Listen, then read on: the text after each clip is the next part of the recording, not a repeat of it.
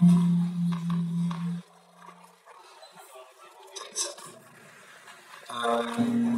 panitia saya diberi berapa lama ya waktunya? Diberi waktu berapa lama? Fleksibel aja ya? Oke ya. Nanti kalau bisa udah bosan, jadi bosan. Baik, Assalamualaikum warahmatullahi wabarakatuh. Salam sejahtera bagi kita semua selalu. Yang terhormat rekan perjuangan saya, Kapolri Fakultas Hukum Salih Al-Aiton Kang Budi Rahman, yang saya hormati juga Pak Dekan ya. Kemudian Ketua IMA ya, Ketua IMA Fakultas Hukum Salih Al-Aiton. Dan juga tak lupa saya ucapkan salam kepada adik-adik saya ini. Saya manggil adik-adik aja ya, biar lebih dekat ya. Siap. Mahasiswa Fakultas Hukum dari angkatan pertama ya, sampai dengan angkatan ketiga ya. Baik. Tadi dari panitia sudah memperkenalkan diri, tapi tidak ada salahnya juga saya untuk lebih dekat gitu ya, juga menyampaikan nama saya Darwin Putar-Putar. Kalau Putar-Putar pasti kan aslinya Batam ya, dari Bandung, bukan ya? Saya asli dari Sumatera Utara. Pangkat Letnan Kolonel, tapi NRP-nya sudah dibacakan ya. Itu ciri khas kita tentara, pasti ada angka-angka di situ. Jadi tidak bisa dibohong-bohongi, kalau ada yang ngaku-ngaku pasti ketahuan kan itu. Kemudian saat ini saya dinas di Pusat Pendidikan Hukum, Direktur Hukum Angkatan, yang tepatnya itu di Jalan Setiabudi, depan UPI, persis depan UPI. Itu jabatan saya adalah Komandan Satuan Pendidikan. Jadi ada bedanya, kalau dia list merah itu berarti komandan, kalau dia listnya hitam atau kuning biasa itu staff. Kemudian saya kuliah bareng dengan Kang Budi dulu. Jadi ini sebenarnya kalau dikasih banyak waktu saya sehari bisa cerita terus ini. Karena saya dengan Kang Budi ini sudah merasakan asam garamnya lah ya, kalau bahasa lagu dangdut gitu ya, asam garamnya dunia permahasiswaan gitu ya. Kemudian saya alumni dari sekolah SPATK. Itu nanti saya jelaskan juga sedikit biar rekan-rekan adik-adik saya mungkin biar ada gambaran gitu ya. Saya 2004, kemudian saya sekolah khusus jabatan politik mereka 2015, dan terakhir saya alhamdulillah mendapat kesempatan untuk sekolah di sekolah tertinggi di Angkatan Darat, Sekolah Staf dan Komando Angkatan Darat 2003, yang letaknya di Jalan Gatot Subroto. Kalau pernah adik-adik ke sana, ada namanya Seskuat, itu saya pelajari kemarin. Kemudian pendidikan umum saya S2 terakhir dari Palembang. Untuk jabatan ini saya nggak perlu jelaskan terlalu banyak. Intinya saya sudah pernah berdinas di Maluku tahun 2005 sampai dengan 2010, 5 tahun saya di Maluku, Ambon, pada saat masih suasananya pasca perdamaian dulu, waktu kerusuhan, mungkin ada yang pernah dengar gitu ya. Saudara kita waktu di Maluku sana terjadi permasalahan syarat ya. Saya masuk ke sana sudah mulai pasca perdamaian. Kemudian setelah itu saya berdinas di Medan, biasa karena saya orang Bandung tadi yang ingin juga balik ke sana kan gitu ya. Saya ke Bandung, ke Medan, kemudian ke Palembang juga, dan terakhir saya di Banda Aceh. Banda Aceh, kemudian dinas sekarang di Bandung. Itu mungkin jabatan saya. Saya tadi agak tertegun begitu kita mendengarkan lagu Indonesia Raya. Kalau kami mungkin kalau enggak Indonesia Raya itu kalau dinyanyikan pasti bergetar gitu. Tapi lebih bergetar lagi saya begitu mendengar marsnya Fakultas Hukum tidak Universitas maaf Salih Al-Aiton tadi, karena di situ ada satu kata disiplin. Wah, ini hampir sama dengan apa yang saya alami sekarang, disiplin. Jadi sebelum saya mungkin membahas kepada materi nanti bisa kita sama-sama lihat nanti ya. Jadi saya sedikit untuk bercerita dulu ya tentang disiplin ini. Waktu saya mungkin harus sekolah, saya tidak pernah membayangkan saya akan menjadi seperti ini. Saya tidak pernah membayangkan. Saya tidak membayangkan saya akan menjadi seperti ini. Mungkin kalau begitu juga sama. Tidak pernah membayangkan akan menjadi seorang mayor begitu ya. Tapi kembali lagi kepada kata tadi disiplin tadi. Karena dari dulu kami sudah komitmen dulu waktu sama-sama kami dulu lama di organisasi. Kami sejak semester berapa itu kami yang kita udah terlibat di organisasi dulu. Di situ kita uang dan waktu kita gunakan untuk selalu menambah ilmu dan wawasan. Dan yang paling utama adalah menambah jaringan network kita dengan lingkungan kita. Yang tidak lepas dari kata disiplin tadi, gitu. Artinya begini, kalau memang kita harus belajar ya belajar. Kita kalau harus diskusi ya kita diskusi. Kalau kita harus tidur ya tidur. Kalau kita harus tidak kuliah jangan kuliah. Kira-kira kayak gitu disiplin. Tujuannya apa? Tujuannya yaitu untuk membiasakan diri kita itu untuk menghargai waktu. Itu dulu, menghargai waktu. Jadi saya karena kebiasaan saya langsung saya bilang sama Kang Budi, Kang, jadwal undangan jam 1 belum apa? Karena waktu tidak oke nggak apa-apa. Ini saya untuk menggugah gitu ya. Jadi hari ini saya semua di sini karena dari Mas yang mengatakan disiplin, coba mulai lagi dibutuhkan lagi disiplin itu dalam diri masing-masing. Kenapa? Karena ternyata disiplin itu juga akan membawa kita kemana yang mungkin kita akan tujukan. Ketika adik-adik tidak disiplin baik itu dalam diri sendiri, waktu dan yang lain-lain, mungkin agak sulit. Bisa akan tergerus oleh masa oleh waktu kita akan mungkin ya karena persaingan ke depan ini kan seperti itu. Tapi yakin kepada diri masing-masing, saya akui saya alumni dari sebuah universitas swasta, saya bukan negeri, tapi saya bisa meyakinkan bahwa saya mampu bersaing dengan siapapun itu yang kuliah di mana. Kira-kira begitu ya. Saya mampu dan saya bisa termasuk yang lain dengan saya. Karena memang kita dari dulu selalu menghargai waktu di sini. Adik-adik saya di sini jangan hanya berpikir bahwa ilmu itu hanya didapat dari kursi saja, kursi kuliah. Kan itu mungkin hanya sekian persen dari apa yang akan nanti ditemukan di kemudian hari. Kalian harus membangun jaringan dengan siapapun untuk membuka ruang diskusi mungkin ilmu yang lain-lain. Itu dulu ya. Jadi sebagai pengantar dulu saya karena saya sudah lama meninggalkan bangku kuliah, jadi saya ingin saya sampaikan kepada kalian ya. Sekali lagi saya katakan kita harus bangga bahwa kita masih diberi kesempatan oleh ya memang kuasa atau keluarga kita atau orang tua kita untuk masih dulu di bangku kuliah. Hargailah itu. Jangan sia-siakan waktu. Sedangkan mungkin waktu yang ada jangan sampai kosong. Ini sampai sekarang habis terbawa dengan bangku kuliah. Jadi kalau kami dan guru itu pasti diskusi. Udahlah waktu-waktu yang zaman dulu mungkin masih anak SMP SMA main PS gitu ya zaman dulu ya, main FF kalau sekarang gitu ya. Udah itu nggak zaman sekarang lagi. Betul, mindsetnya harus dirubah. Jadi mahasiswa kalau mahasiswa itu kan ada mahanya gitu ya, bukan siswa lagi. Yang mahasiswa ya berarti pemikiran harus dirubah untuk menjadi seorang yang mahasiswa. Bagaimana layaknya seorang mahasiswa? Kita harus berpikir intelektual, kita harus berbicara dengan level kita nanti bagaimana. Nah itu lama-lama terbiasa dengan itu akan terbentuk karakter masing-masing.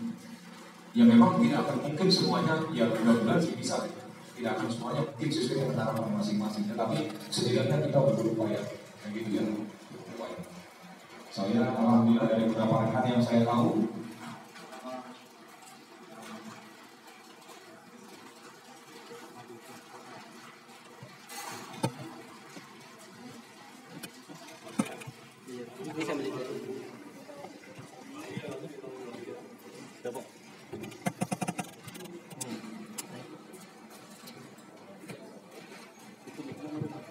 Cek satu ya, saya lanjut ya, nggak apa-apa. Ini saya bukan terus ini, kalau ini bagian dari sebuah perjuangan namanya. Jangankan pakai ini, dulu kita orasi itu pakai kata ya, gitu kan ya dulu ya, kan gitu. Ya untuk menunjukkan jati diri kita sebagai mahasiswa. Oke, saya lanjut.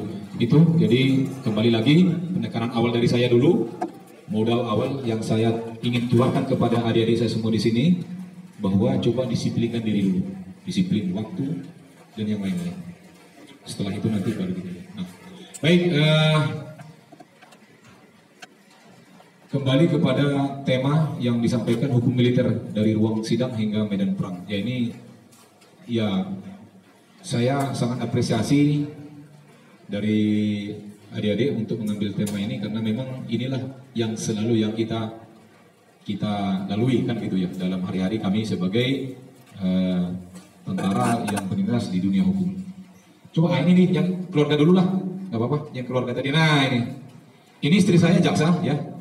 Juga ya adiknya Kang Budi juga, dulu adik kuliah juga kan gitu ya.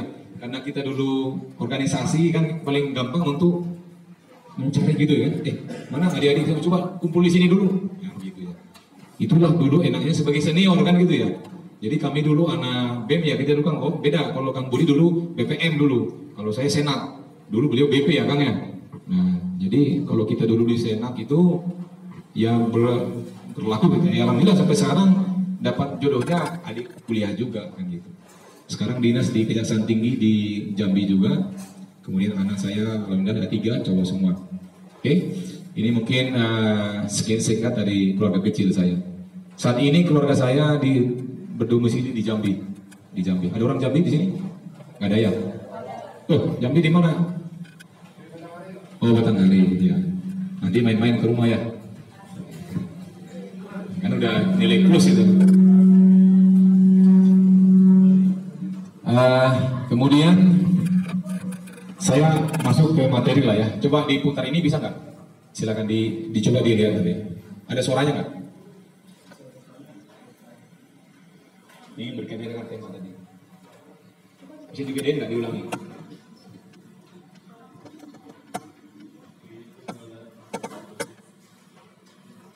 Ada volume-nya?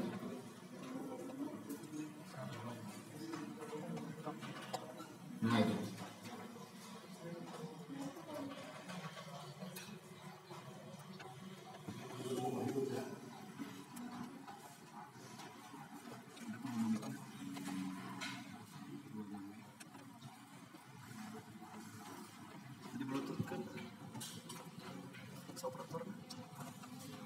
Contoh fungsi dari hukum militer tadi.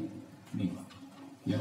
Jadi adik-adik saya nanti yang tertarik seperti saya gitu ya, ya belajar kan gitu dulu. Belajar dulu yang paling utama, isi ilmu dulu gitu ya, disiplin dulu, dan dari awal ya harus menyiapkan fisik dan mentalnya gitu. Kalau mau jadi lawyer ya silakan kayak Kaprodi kan gitu ya. Udah lihatlah kalau kemarin sidang kan gitu kan di KPU ya kan ya, kemarin itu warawiri nih Kang Budi nih saya lihat luar biasa. Saya apresiasi sekali.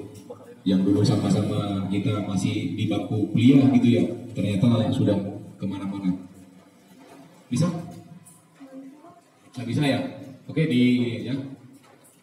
Boleh dilihat itu.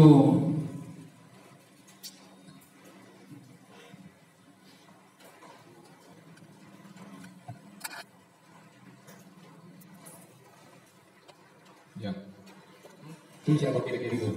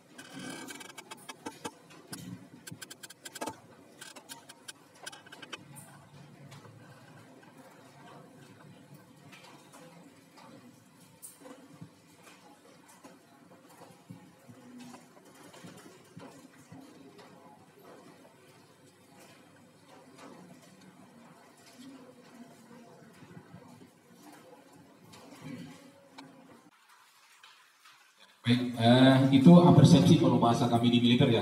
Jadi sebelum kami menyampaikan materinya, kami tampilkan dulu visualisasi dan gitu ya mungkin sama juga kan ya kita. Nah ini kenapa saya tampilkan tadi karena berkaitan dengan materi tadi tentang hukum militer tadi, militer, ya. Jadi mungkin adik-adik selama ini mungkin belum pernah melihat bagaimana sih tentara itu kalau bermasalah, kan gitu kira-kira ya. Padahal pernah mungkin mendapatkan ilmu bahwa ada namanya pengadilan militer. Ya kurang lebih itulah gambarannya, kurang lebih seperti itu.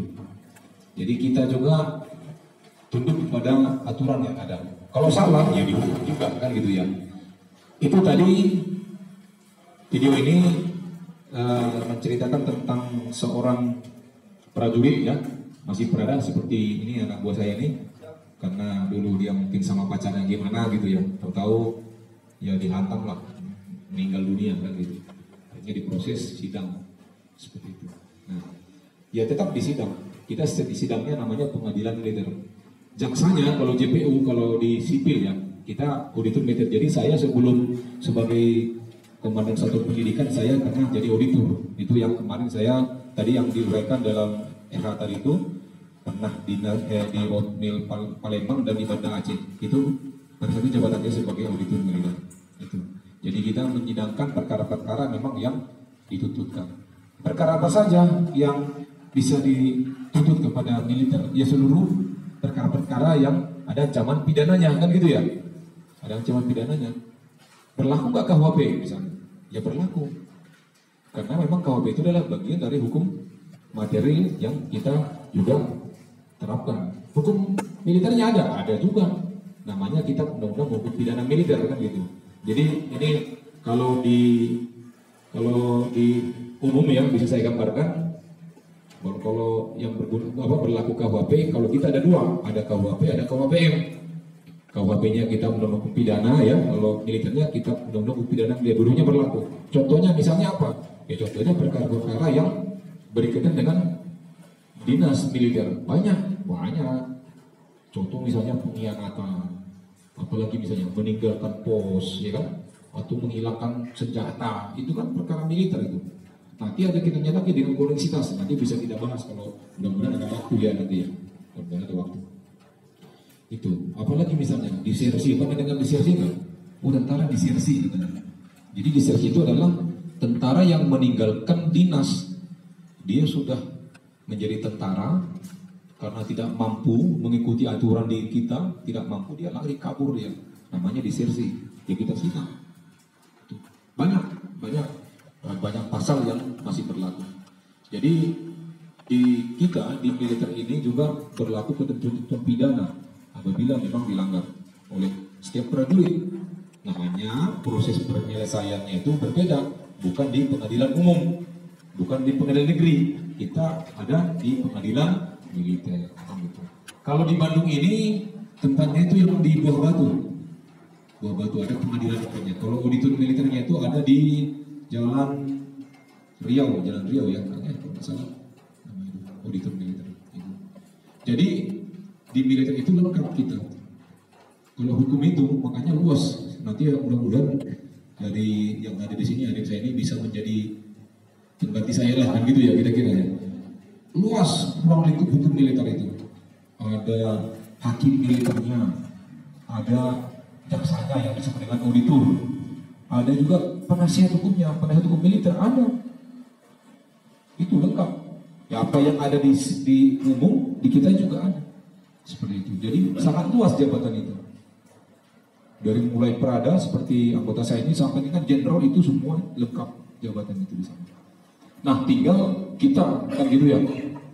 Kitanya sebagai anggota militer misalnya kalau yang sarjana hukum itu mau seperti apa, berkarirnya mau bagaimana, kalau mau di auditornya kah, atau di sebagai pengacara militernya kah, atau mungkin hakim militernya, semua bisa. Itu. Dia dari mana sumbernya? Ya dari bangku kuliah seperti ada ini kuliah nanti daftar lagi antara kayak saya ini yang lulus dia sudah jadi perwira hukum, sama, nggak ada bedanya dengan tentara lain, sama pangkat sama. Hak dan kewajiban sama. Ya, cuman ya pengabdiannya ya seluruh, tentunya kan seluruh wilayah Indonesia kan gitu. Seperti saya sudah di Ambon, sudah di Aceh, Medan, Palembang, di Bandung. Habis ini kemana? Ya saya nggak tahu. Kita tinggal siap saja kan gitu. Kemana angin berhembus. Kalau kita dihembuskan misalnya ke Papua ya kita siap ke sana. Kalau kemana ya kita siap. Gitu. Itulah luasnya pengabdian kita kepada negara. Makanya tadi saya bilang kalau sudah dengar lagu kebangsaan itu pasti berini karena memang kita wawasan itu terbuka. Begitu kita ketemu adik-adik saudara kita di Ambon, ketemu saudara kita di Aceh, kita interaksi gitu ya. Oh seperti ini ternyata Indonesia itu luas kita jaringannya, kita luas, kita dimanapun kita punya saudara, punya ini, punya teman. Dan saya alhamdulillah dimanapun saya berdinas ya tidak pernah ada bahasanya cacat lah gitu ya, artinya bermusuhan dengan siapa, tidak. Karena kita orang hukum itu ya kita hanya menyampaikan tentang bagaimana penegakan hukum di sana, betul ya. Terlalu cepat nggak ini penyampaian saya? Atau jadi ngantuk nggak? Oke ya, diikuti ya. Kemudian bagaimana sih cara untuk menyelesaikan perkara itu kan gitu ya? Perkara tiba-tiba tuh seperti apa? Tahu-tahu dari pengadilan atau gimana kan gitu? Nanti ada di slide-slide ini. Slide-nya yang ini siapa? Dari mana? Yang saya coba di slide berikutnya. Lanjut, ini judulnya boleh. Nah, kalau bahasa kita ruang lingkupnya bahasa di kuliah mungkin dulu pokok bahasannya lah gini ya. Nah, ada penyidikan, ada penyerahan perkara, ada pemeriksaan di sidang pengadilan militer, ada hukum acaranya, ada koreksitas itu ada. Kemudian acara pemeriksaan khusus. Saya coba kepada berikutnya, lanjut. Nah, ini beberapa saya coba sedikit masukkan biar juga adik-adik paham. Ada yang namanya dikit itu atasan yang berhak menghukum. Nah, ini beda lagi. Nah, disitulah mulai perbedaan bagaimana mekanisme penyelesaian perkara kalau di militer dengan di umum tadi. Kita komandan itu berpengaruh. Saya komandan. Misalnya ada bos saya nih bermasalah. Itu tergantung saya dulu. Karena kita kepentingan itu ada kalau di di umum itu kan kepentingan umum dan kepentingan hukum gitu ya. Itu kayak mudah-mudahan saya nggak salah. Kalau di tentara itu ada satu lagi kepentingan militer gitu. Ada kepentingan militer di sana. Jadi tergantung kita. Tetapi juga berarti bukan jadi sewenang-wenang, tidak. Ada juga nanti kadarnya. Nanti saya jelaskan lagi di situ. Ini sebagai pembuka dulu. Jadi ankum atau sabar hukum itu bisa dibaca di situ. Silakan adik-adik dibaca apa artinya. Kemudian hakim militer itu bagaimana, hak asasi itu apa, laporan bagaimana, auditor jenderal itu apa, penasihat hukum itu apa. Ini definisi. Silakan dibaca semuanya. Sehingga ada gambaran gitu loh. Ada gambaran. Oh, inilah perangkat-perangkat yang akan nanti mengarah kepada penyelesaian perkara hukum militer tadi dari ruang sidang tadi sampai dengan ke medan perang. Oke, bisa dilihat ya. Oke, lanjut ya, lanjut lagi. Ini hukum acara pidana militer boleh dilihat. Itu penyidikan, penangkapan, ya kan, penahanan, penyerahan, penyitaan. Ini nanti kedepannya mulailah adanya perbedaan proses di situ nanti. Proses penyelesaian perkaranya antara yang berjalan di sipil atau di umum dengan di militer. Ada kita disebut dengan penyerahan perkara, ada papera, ada lagi penahanan itu beda. Penahanan kita beda dengan di umum, beda. Oke, lanjut. Oke, ini hukum pidana militernya. Penjelasannya, undang-undangnya kita menggunakan Undang-Undang Nomor 31 tahun 97 tentang peradilan militer. Dan kemungkinan kalau nggak salah Kang ya, kalau apapun nanti akan yang terbaru ya di 2026 ya akan mulai diterapkan lagi. Nanti juga kami akan switch lagi, kami akan langsung mengikuti nanti setelah diundangkan lagi. Nah, ini yang bahasa kami gunakan. Ya, oke lanjut. Yang penyidikan dulu, lanjut. ini mungkin secara umum penjelasannya bahwa penyidikan kita adalah sebuah satuan komando yang bertanggung jawab terhadap satuan dan anak buahnya. Itu saya bilang tadi, saya komandan, saya bertanggung jawab terhadap buah saya. Makanya kehidupan di tentara itu ketat, nggak boleh sembarangan. Misalnya ini anak buah saya ini, dia kalau misalnya mau keluar dari kesatriaan atau kalau kesatriaan bahasa kami itu markas lah ya, dia nggak bisa sembarang, harus izin dulu sama kita. Mau ibaratnya mau maaf misalnya kedukaan gitu ya, orang tuanya misalnya gimana gitu atau apa, misalnya contoh aja gitu ya, kok nggak bisa, lapor dulu. Nanti kita lihat karena apa? Karena kita punya kepentingan militer di sana yang harus kita waspadai. Kan seperti itu. Itu salah satu contoh aja kesatuan komando. Jadi satu perintah kita dari atas ke bawah itu perintahnya cuma satu, nggak boleh beda. Kemudian kewenangan penyidikan dilakukan oleh bawahan yang berada di bawah wewenang komandonya. Kemudian perkara pidana dilimpahkan kepada penyidik polisi militer dan atau auditor militer. Nanti saya jelaskan di depan. Sampai di sini ada mungkin yang mau ditanya-tanya dulu barangkali, kita langsung aja Kang ya, interaktif aja ya. Ya, jadi mana tahu pas lagi ada bertanya, tanya takut lupa kan gitu ya. Ada yang mau ditanya barangkali? Tentang tadi ya perkenalan boleh ditanya, terus tadi kulit-kulitnya masih umumnya ya. Tadi definisi-definisi saya sampaikan, nanti silakan, nggak perlu dicatat lah, nanti silakan panitia mau di-share nggak apa-apa ya. Yang penting jangan disalahgunakan saja, begitu ya. Nanti foto saya ditaruh lagi di mana gitu ya, dirubah jangan.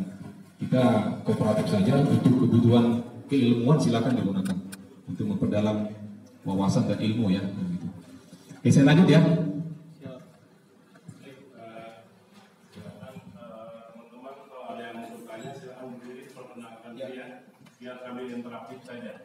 Baik, untuk teman-teman semua, jika ada yang bertanya, dimohon untuk terlebih dahulu acungkan tangannya dan berdiri, lalu memperkenalkan diri terlebih dahulu. Silakan. Ini mau bertanya Pak? Biar dijelaskan aja suaranya. Ya.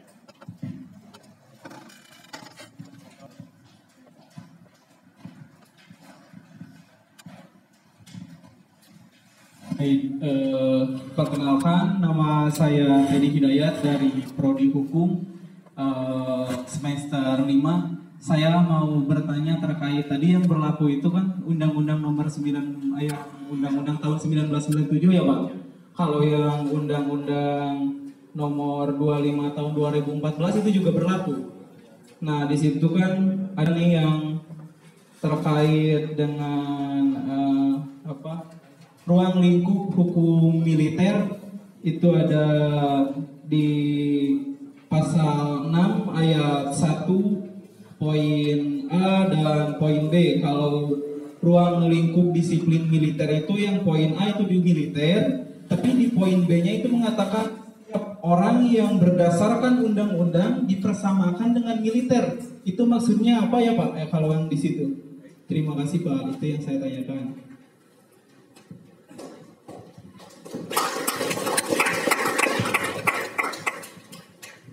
Bapak langsung dijawab aja. Tadi ada pertanyaan yang bagus. Tadi kan saya sampaikan Undang-Undang 3197.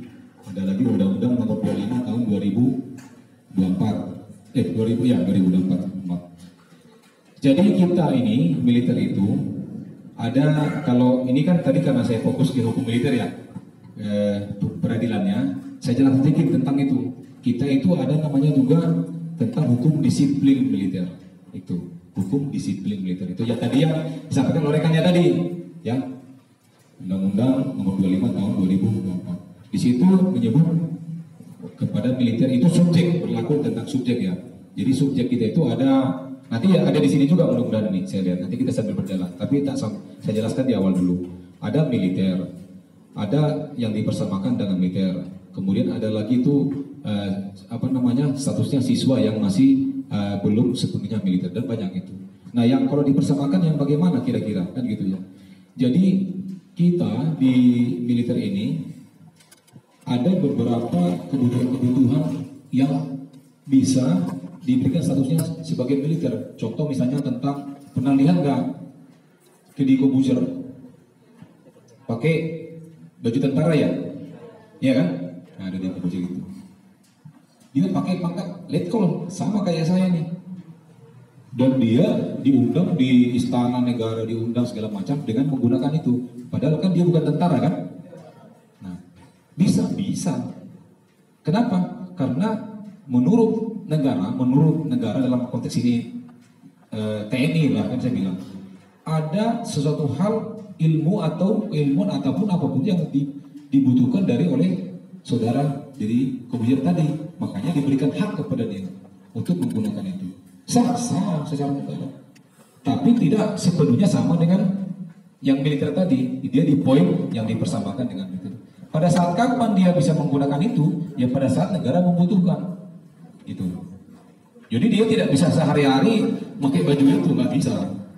Contoh lagi misalnya siapa? Contoh misalnya pencipta lagu misalnya itu, ada lagu. Jadi artinya di situ secara umum adalah kepada siapapun itu yang memang dibutuhkan keahliannya, yang dipersamakan itu keahliannya kepada kita. Itu salah satu contoh.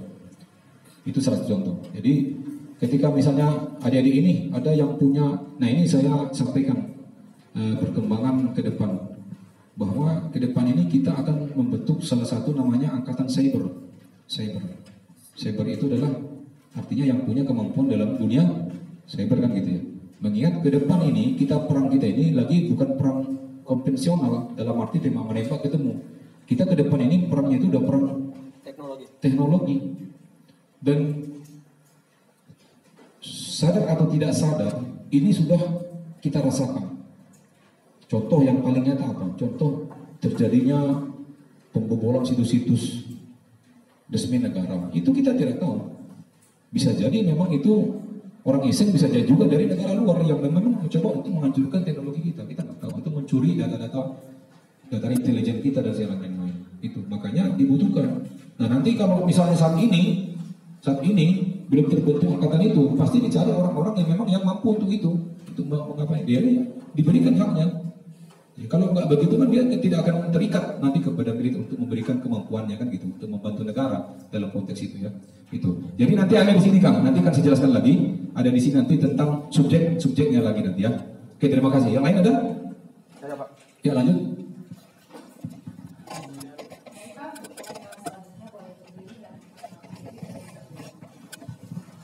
Baik, assalamualaikum warahmatullahi wabarakatuh. Perkenalkan, nama saya Arfan Fadilah dari Prodi Hukum Angkatan tahun 2024. Sebagaimana saya tadi telah melihat tayangan terkait dengan pengadilan militer. Nah, muncul sebuah pertanyaan di benak saya, Pak. Bagaimana ketika seorang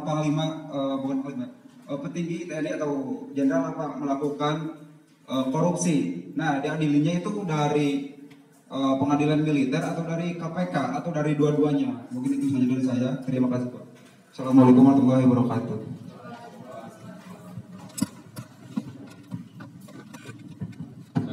Baik, ada pertanyaan juga, kalau petinggi lah gitu ya.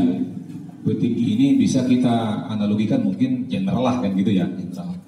Bagaimana kalau korupsi? Bagaimana kalau berbuat pidana kan gitu kan? Kalau pertanyaan lebih khusus kepada korupsi ya, apakah KPK atau tidak kan gitu ya. Nah kalau untuk korupsi, kalau adik-adik pernah mengikuti media elektronik, kemarin kita menyidangkan perkara korupsi Asabri. Pernah nggak Asabri? Itu seorang jenderal yang memanipulasi uang kita, uang anak buah gitu ya, disalahgunakan terjadi korupsi, disidang. Disidangnya di mana? Di pengadilan militer di Jakarta. Yang memproses di penyidikannya siapa? Polisi militer. Nah kemarin itu ada perkembangan karena ternyata terlibat juga sipil di situ bersama-sama. Itu nanti yang koneksitas tadi. Nah koneksitas itu, oke saya jelaskan sedikit di sini ya. Koneksitas itu perkara yang dilakukan secara bersama-sama antara subjek hukumnya militer dengan sipil terhadap yang dilakukan secara bersama-sama ya, terus suatu tindak pidana kan gitu. Nah di mana dia disidangkan? Nanti tergantung bagaimana proses penyidikan yang dilakukan. Penyidikan itu dilakukan oleh siapa? Bersama-sama antara jaksa agung dengan auditor militer. Dia bersama-sama. Nanti dilihat, setelah dilihat dari skala kepentingannya, misalnya Ini lebih cenderung kepada saksinya, atau misalnya saksinya itu di sipil misalnya. Kalau kemarin Asabri kan karena uangnya prajurit itu kan berarti di kita tuh yang tahu tuh. Nah kemarin juga sipilnya secara koneksitas diadilinya di pengadilan militer, koneksitas. Nanti hakimnya siapa? Hakimnya gabungan antara hakim militer dengan hakim sipil, itu koneksitas. Jadi kalau pertanyaannya apakah diproses, tetap diproses. Apakah KPK? Belum KPK, karena kita masih punya penyidik-penyidik. Ada polisi militer, ada auditor militer juga kan gitu. Nah sekarang yang terbaru adalah adanya di Kejaksaan Agung namanya Jampitmil, Jaksa Agung Muda Tindak Pidana Militer. Kalau adik-adik pernah mungkin mengetahui organisasi Kejaksaan Agung, kalau dulu kan ada namanya Jamintel, ada Jampitsus, ada apa lagi itu, Jampidum, ada lagi apa lagi itu, misalnya Karo segala macam. Nah satu lagi ada sekarang sudah terbentuk namanya Jampitmil, ya untuk memudahkan proses itu. Jadi sekarang ini ya bukan sekarang, dari dulu pun memang dalam proses penyelesaian perkara kita itu tetap menggunakan saluran-saluran hukum yang ada. Bukan berarti tidak diproses, semuanya diproses. Nah kalau perkara korupsi, contoh kemarin Asabri sudah dilaksanakan. Gitu deh ya. Oke. Baik, saya lanjut dulu ya. Ada tanya lagi? Lanjut dulu. Baik. Slide berikutnya. Dari izin yang saya menjadikan bertanya satu pertanyaan lagi boleh? Boleh. Kami membawa satu pertanyaan lagi, silakan yang ingin bertanya. Mohon berdiri dan memperkenalkan diri.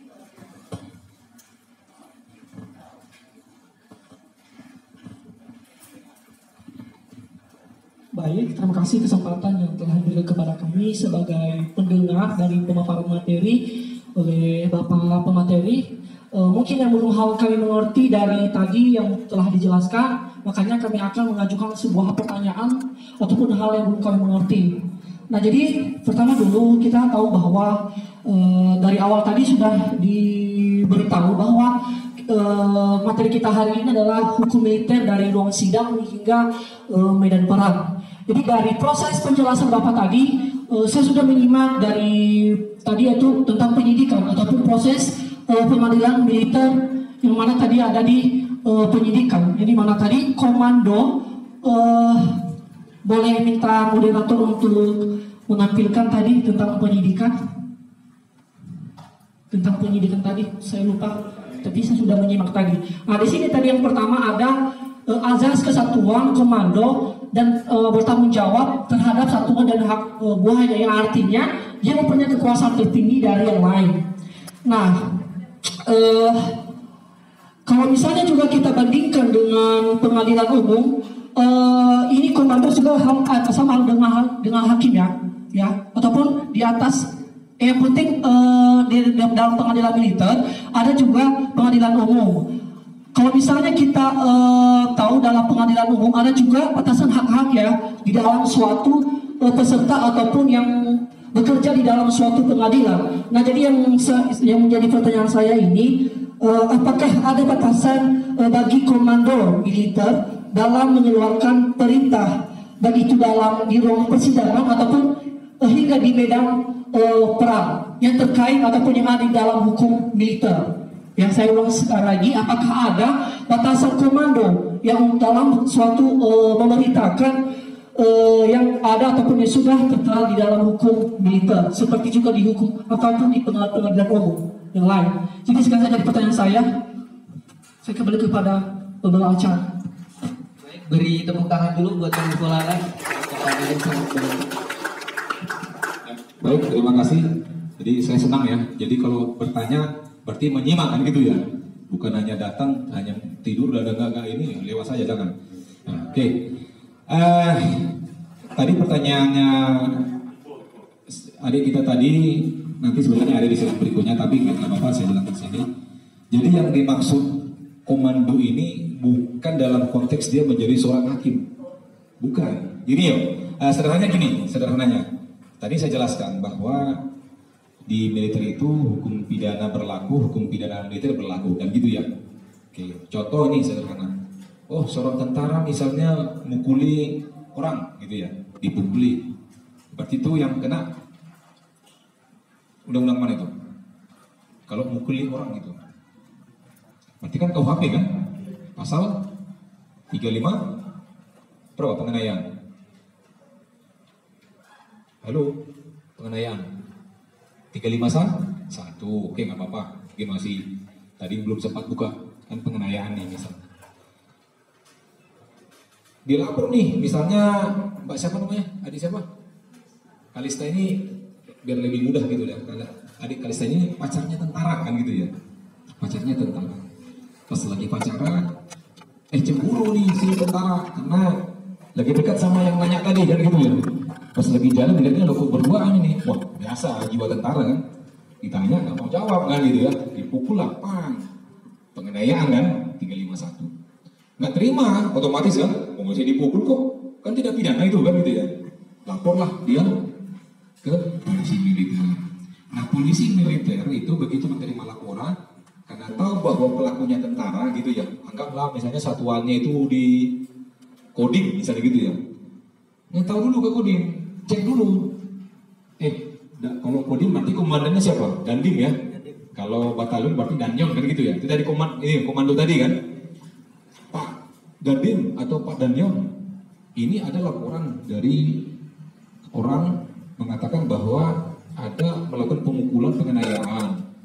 Dia diketahui katanya berdinas di tempat Bapak. Coba cek. Kan kita anak buah kan kita banyak nih. Cek dulu. Tetap oh dapat ya. Dapat nih. Ternyata anak buahnya dia nih. Anak buahnya di Kodim tadi atau di Batam. Cek dulu, yakinkan dulu. Benar. Dia melaksanakan makanya di batalion itu ada namanya staf intelijen gitu ya. Kan ada ruang intelijen di sana. Ada lagi operasi, ada personil, logistik, teritorial, perencanaan dan macam-macam. Cek dulu dia. Oleh perintah siapa? Oleh komandannya. Oh benar Pak. Bahwa dia mengakui kemarin benar memukul. Oke, kalau memang sudah pidana, udah limpahkan ke polisi militer tadi. Udah berjalan tuh sidang itu. Polisi militer itu kalau polisi militer itu udah sama dengan pengadilan umum lah ya dari polisi gitu ya di BAP gitu ya. Setelah itu nanti akan saya jelaskan di belakang nanti sebenarnya. Ketika sudah di polisi militer selesai di BAP, dicari saksi, dicari alat bukti dan gitu ya. Itu dilimpahkan lagi tuh kepada ada namanya papera tadi yang saya di definisi awal itu. Perwira penyerah perkara, di atasnya Dandim. Makanya harus tahu kita di atasnya Dandim berarti siapa? Kalau organisasi kami itu namanya Danrem. Ada komando kewilayahan, ada komando resort militer. Di atas itu apa? Kodam kan gitu. Jadi ini semua harus tahu. Minta izin dulu, ini mau disidang. Pasti dikasih karena memang secara unsur-unsur memang sudah memenuhi karena memang ada korban. Nggak akan mungkin itu ditutup-tutupi. Silakan gitu. Nah kalau dia perkara yang dilakukannya itu adalah perkara kejahatan militer, gitu ya. Contoh ini saya ambil contoh misalnya. Lagi Satgas di Papua, mungkin adik-adik pernah ikuti berita ya sekarang ini. Banyak korban itu, saudara-saudara kita yang tentara di sana, tembak kan banyak itu, misalnya di sana. Ternyata di sana mungkin ada kemarin kejadian membelot itu OPM membelot.